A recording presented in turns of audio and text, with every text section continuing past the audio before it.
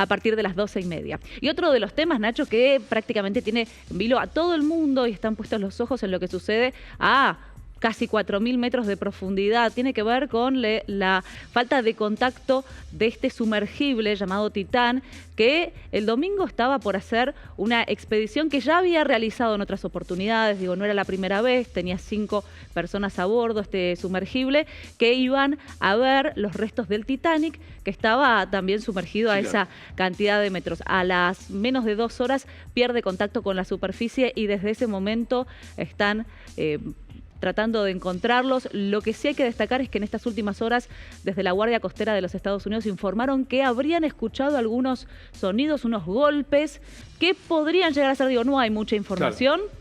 Todo esto contrarreloj, obviamente, porque a medida que pasan las horas se va terminando el aire disponible que está dentro de este sumergible. Pero la verdad que es un tema que está llamando la atención de todos, obviamente también trabajando contrarreloj, y por eso ya estamos en comunicación con Martín Alejandro Delía. Él es ingeniero naval y perito en técnicas navales.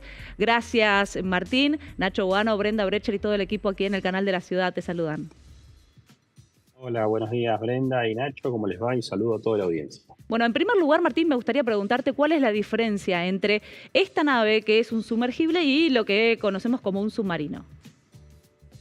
Bueno, la diferencia principal es que el submarino es una nave de alto alcance, o sea, tiene digamos, sistemas y un diseño que puede desarrollar navegación abajo del agua a lo largo de grandes extensiones. El sumergible es una embarcación mucho más pequeña y que su particularidad es que puede sumergirse y emerger en un lugar con pequeñas traslaciones. No es una nave que está desarrollada para poder navegar grandes extensiones territoriales por debajo del agua, ¿sí? Entonces es una embarcación mucho más pequeña y que su principal función es sumergirse en el lugar, hacer alguna actividad o una expedición y volver a emerger.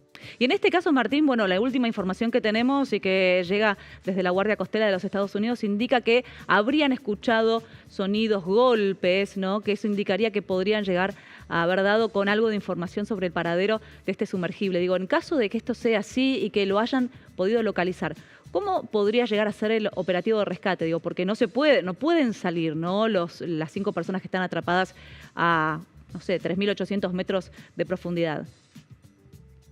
A ver, como es una embarcación, una nave muy pequeña, el sumergible no tiene, por ejemplo, como tiene un submarino militar grande, una escotilla de salida, ¿sí? O sea, y además, a las profundidades que opera este tipo de embarcaciones, este sumergible, que es a una alta profundidad, no puede tener una escotilla, digamos, que es un equipo totalmente sellado. De hecho, la tripulación sube, se cierra la compuerta de entrada, se sella con una serie de bulones y queda cerrada hasta que vuelve a salir a superficie.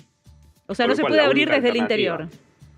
No se puede abrir desde el exterior con una nave de apoyo, que lo que sí hay para algunos submarinos, por ejemplo, militares, es que hay naves de apoyo que se acoplan al submarino a una compuerta que tienen especial para lo que es evacuación y de ahí sale la tripulación que esté atrapada. En este caso eso no se puede hacer, pues es un sumergible muy pequeño y obviamente la única alternativa que queda es poder, si es que el sumergible está en el lecho del mar, extraerlo con otra nave que le dé asistencia, ¿sí?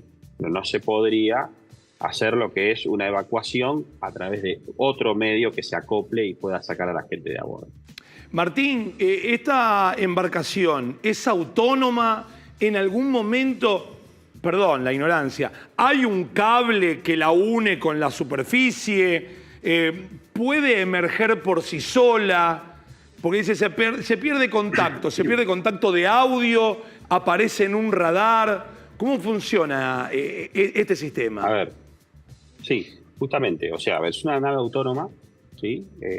O sea, en un principio cuando se lanza tiene una comunicación, pero luego es totalmente autónoma. Se comunica mediante una red especial que utiliza a través de mensajes de texto con la superficie y obviamente desde la nave de nodriza a la nave que va, digamos, en el momento que se va sumergiendo, se la va siguiendo. Pero por supuesto, a ver, esto dentro de un rango de profundidades normales. O sea, a medida que este tipo de nave se va sumergiendo a más de 1000 metros de profundidad, por ejemplo, los contactos y la forma de seguir a este tipo de equipos es mucho más complejo. Por eso tienen una red especial que se va enviando un mensaje de texto, y eso es lo que obviamente la nave principal nodriza, que es la que controla un poco la operación, perdió el contacto de ese tipo de mensajes, y es donde obviamente ahí a partir de ese momento tuvieron la necesidad de comunicar a ver qué era lo que estaba pasando, ¿no?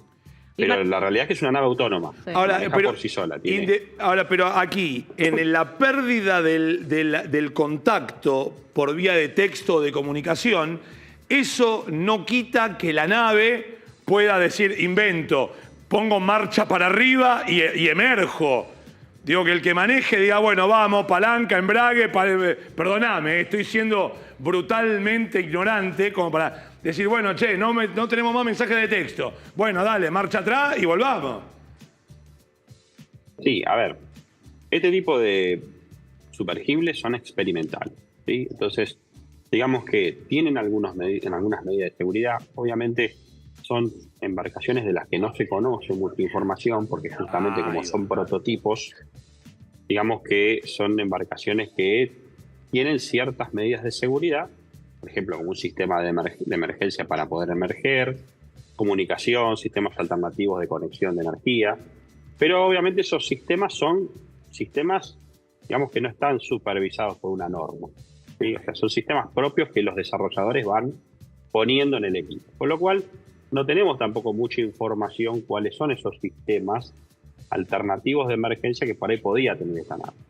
Se sabe que tenía un sistema, por ejemplo, de emergencia ante el disparo manual de una válvula para poder emerger, ¿sí? Con tanques de aire por si tenía alguna falla eléctrica.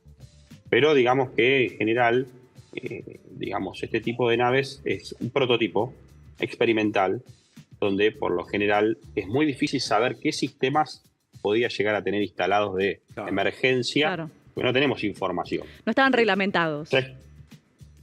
No están reglamentados y es un prototipo. Cuando es un prototipo, a ver, de cierta forma hay investigación, desarrollo, también se da a conocer poca información, ¿sí? Porque, o sea, al ser un prototipo de investigación... Y ahora, Martín, ¿cuál sería ¿hay alguna hipótesis qué es lo que pudo haber pasado? Hipótesis hay dos. Bueno, podemos tener, o sea, nosotros manejamos dos posibilidades. O un fallo de los sistemas de navegación y una falla eléctrica que imposibilita desplazarse a la nave y comunicarse, o un fallo estructural severo. Si bien esta nave tenía, uno de los sistemas de seguridad que tenía la nave, que sí está declarado por el fabricante, es que tenía un sistema de monitoreo de la estructura del barco continuo. O sea que el piloto constantemente iba sabiendo en qué estado estaba la estructura. Y si había algún posible fallo, le permitía al piloto cortar la misión y subir.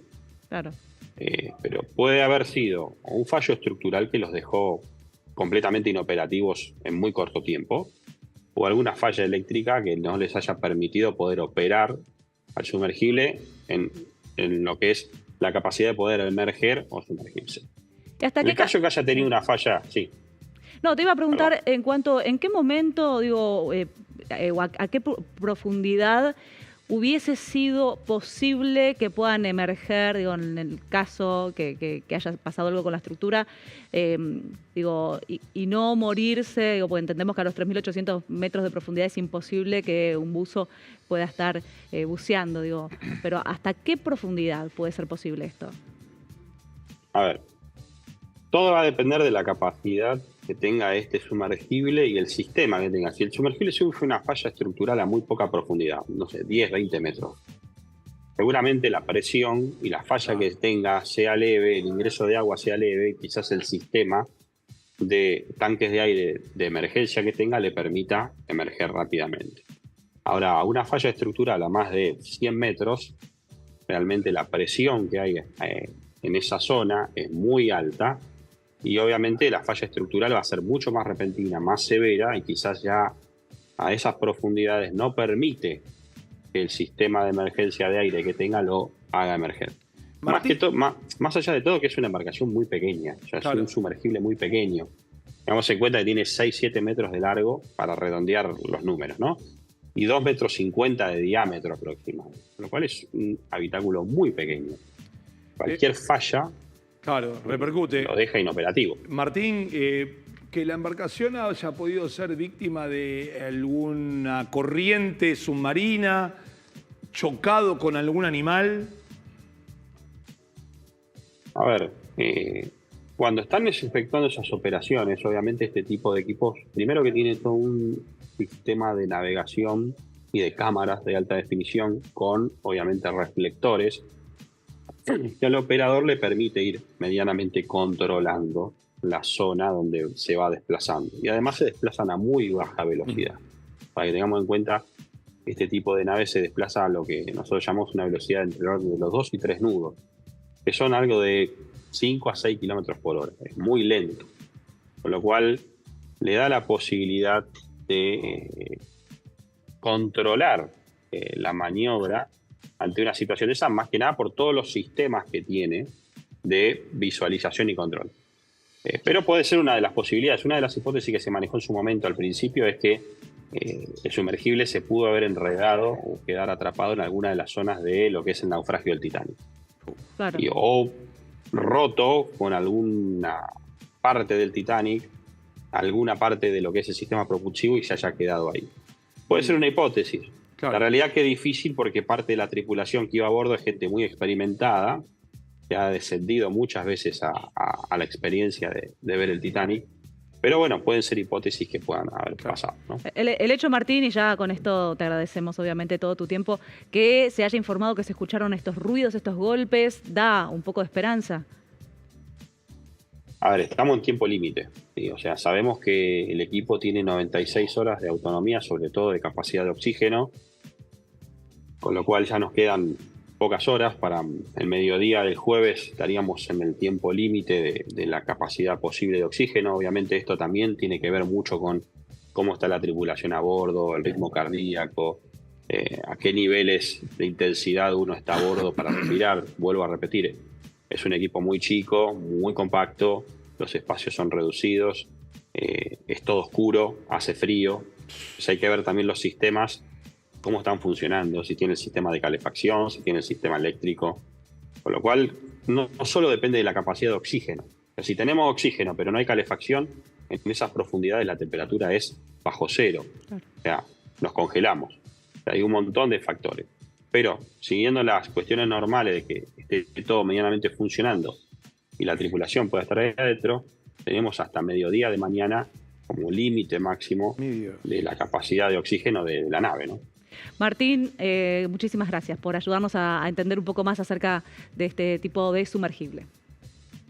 No, gracias a ustedes y saludos y buenos días. Muchísimas Gracias.